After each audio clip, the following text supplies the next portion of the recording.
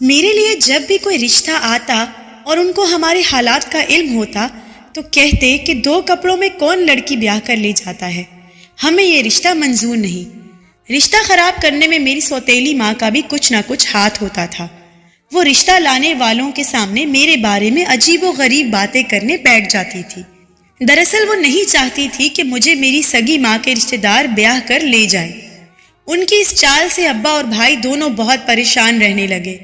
گاؤں میں ہر سال میلہ لگتا تھا۔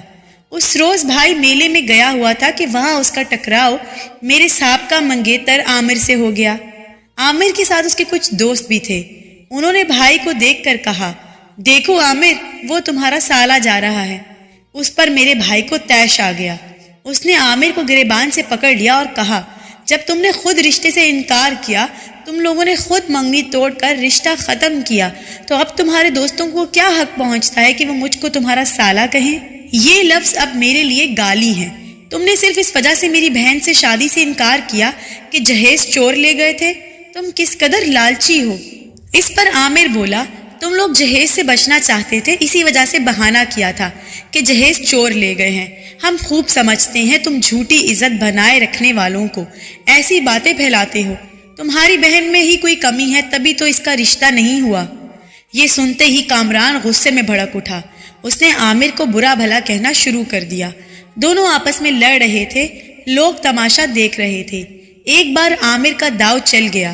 اس نے اینٹ اٹھا کر میرے بھائی کے سر پہ دے ماری، جس سے کامران زخمی ہو گیا۔ لوگ اس کو اٹھا کر ہسپتال لے گئے۔ اپنے بھائی کو زخمی حالت میں دیکھ کر میری چیخیں نکل گئی اور میں رونے لگی۔ اس کا سر خون سے بھرا ہوا تھا۔ مرہم پٹی کروا کر بھائی کو گھر لے گئے۔ کچھ دن وہ چارپائی پر پڑا رہا اور رفتہ رفتہ ٹھیک ہوا۔ اس واقعہ کے بعد کامران کا دل عامر کے لیے غصے سے بھرا رہتا تھا۔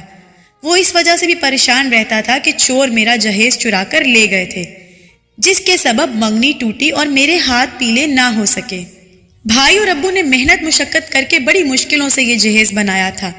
جانے وہ کون گھر کا بھیدی تھا جس کی مخبری پر کون چور بن کر آیا اور ہماری خوشیاں لوٹ کر لے گیا۔ کامران اب ہر وقت ابا سے کہتا کہ میں دن رات محنت کروں گا اور رابعہ کا جہیز دوبارہ سے بناؤں گا۔ بھائی کو پریشان دیکھ کر میں کہتی، بھائی تم میری ہرگز فکر نہ کیا کرو، میں ایسے ہی جی لوں گی۔ یہ سن کر وہ میرے سر پر ہاتھ رکھ دیتا، کہتا، بھائی تو بہنوں کا مان ہوتے ہیں، میں تمہارا یہ مان پورا کروں گا۔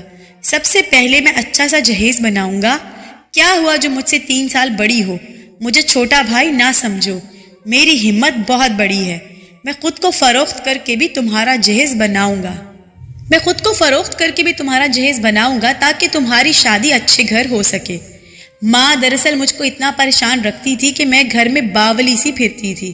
صبح 6 بجے سے رات 12 بجے تک وہ مجھ پر حکم چلاتی اور 1 منٹ کو بھی بیٹھنے نہ دیتی۔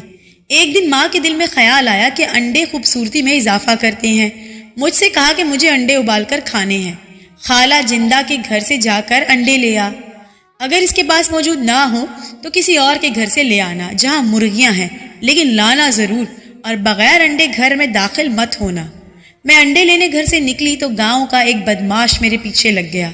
یہ گاؤں کا بدماش ترین آدمی تھا جس کو تھانے دار کی پشت پناہی حاصل تھی۔ یہ گاؤں کی ہر لڑکی پر میلی نظر رکھتا تھا۔ ادھر کم وقت انڈے تھے کہ کسی گھر سے نہیں مل رہے تھے، ادھر جگو بدماش پیچھا کر رہا تھا۔ گاؤں کے آخری گھر میں گھسنے لگی تو خیال آیا کہ اب تو جگو نے میرا تعاقب ختم کر دیا ہوگا، لیکن وہ دیوار کی اوٹ میں چھپا ہوا تھا۔ شام سر پر تھی اور مجھے گھر جانے کی جلدی تھی، مگر صرف 2 ہی انڈے مل سکے تھے، کیونکہ یہ وہ موسم تھا جب مرغیوں کو انڈوں پر بٹھا دیا جاتا تھا تاکہ بچے نکال سکیں۔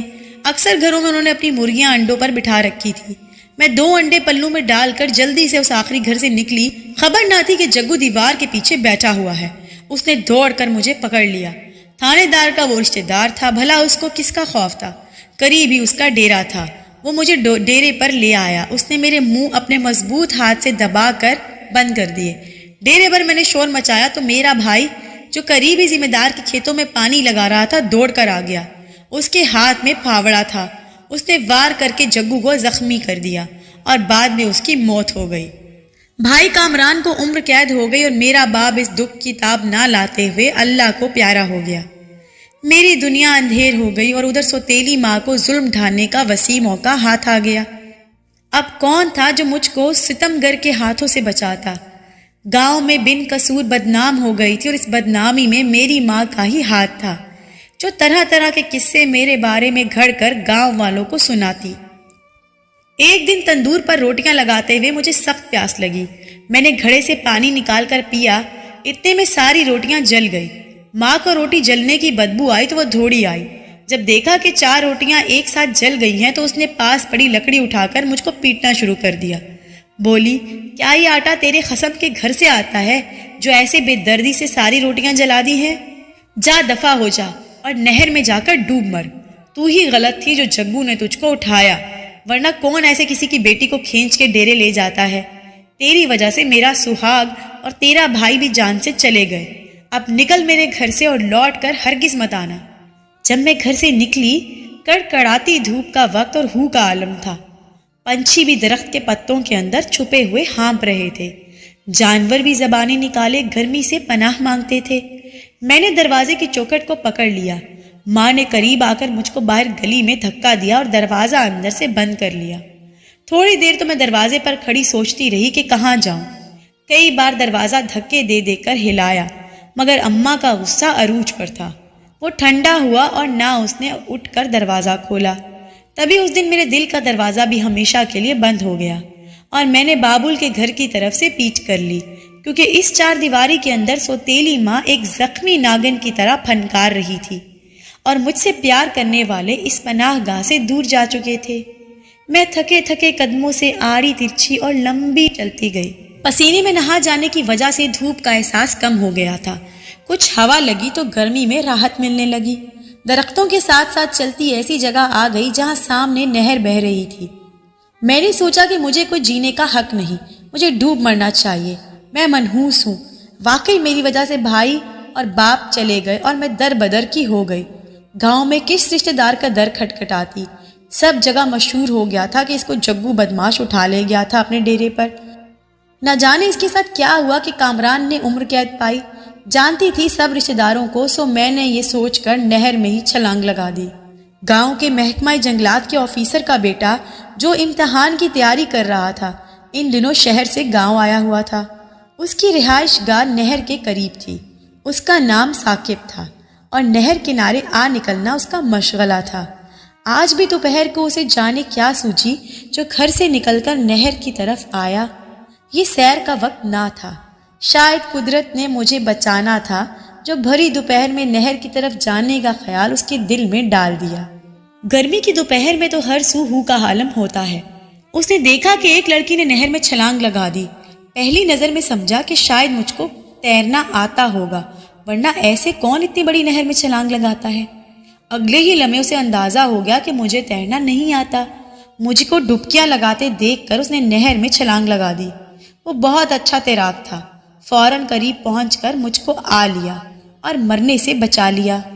اگر ثاقب اچھا تیراک نہ ہوتا تو میرا ڈوب جانا یقینی تھا، کیونکہ تیرنا تو دور کی بات، میں تو پانی سے بھی ڈرتی تھی۔ وہ کسی صورت مجھے کنارے لایا، اتنے میں اس کا ڈرائیور آ گیا۔ ان دونوں نے پہلے میرے پیٹ سے پانی نکالا، پھر مجھ کو ہسپتال لے آئے۔ اس وقت میں بے ہوش تھی۔ اپنے گھر لا کر مجھ سے احوال پوچھا۔ میں نے صاف صاف سوتیلی ماں کے ہاتھوں جو مجھ پر بیتی تھی ان کو بتا دیا۔ ثاقب کی ماں شہر میں اور اس کے والد نوکروں کے ساتھ یہاں رہتے تھے۔ انہوں نے فوراً اس کی ماں کو بلوا لیا۔ جب میں احوال بتا رہی تھی، ہچکیوں سے رو بھی رہی تھی، انہوں نے مجھے اپنے پاس رکھنے کا فیصلہ کر لیا۔ اس واقعے کی گونج گاؤں میں بھی سنائی دی، مگر میرا کوئی وارث بننے کو تیار نہ ہوا۔ 1 سال تک ثاقب کی امی کے پاس رہنے کے بعد انہوں نے پرکھ لیا کہ میں ایک اچھی فطرت کی لڑکی ہوں۔ میں نے اس عرصے میں آنٹی کو بہت آرام بھی دیا تھا۔ میری خدمت گزاری نے ان کا دل جیت لیا۔ انہوں نے آپس میں صلاح مشورہ کر کے مجھے بہو بنانے کا ارادہ کر لیا اور ثاقب نے بھی اعتراض نہ کیا۔ یوں بے سہارا لڑکی کو اللہ تعالیٰ نے ایک خوشحال گھرانے کی بہو بنا کر وہ خوشیاں دی جس کا میں نے تصور بھی نہ کیا تھا۔ میرے نصیب میں ایک بڑے گھر کی بہو بننا اور راج کرنا لکھا تھا، سو ذرے سے آفتاب بن گئی۔ سچ ہے، جب ظلم حد سے بڑھ جائے تو سکون کی صبح بھی ضرور طلوع ہوتی ہے۔ میری خوش قسمتی کا سورج میرے نصیب کے اندھیرے سے ہی نکلا اور دیکھتے ہی دیکھتے میری زندگی منور ہو گئی۔ اگر آپ کو ہماری سٹوری اچھی لگی ہو تو لائک اور شیئر ضرور کریں۔ شکریہ۔